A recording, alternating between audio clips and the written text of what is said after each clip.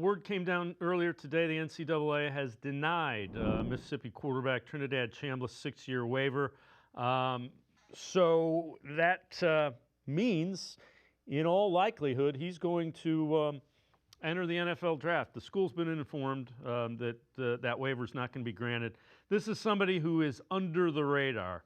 Where do you think Chambliss gets drafted? What area of the draft? And is he the kind of quarterback, that skill set, that you think might appeal to a Todd Monken?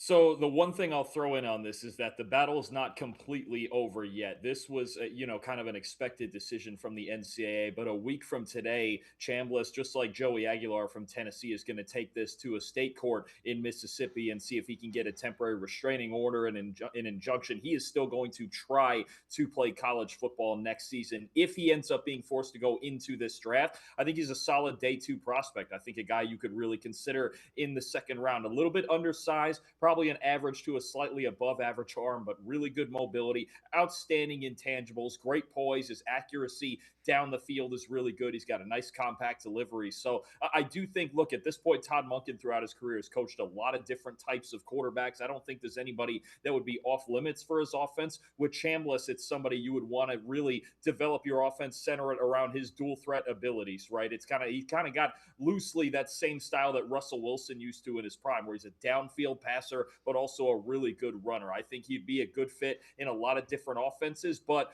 again, we're still kind of waiting to see officially whether he's going to be in the draft or go back to Ole Miss. So the other question would be, who are some of the guys that would be, day 2, day 3 that you think would be intriguing, that a guy like Monken could say, man, I can do something with that skill set?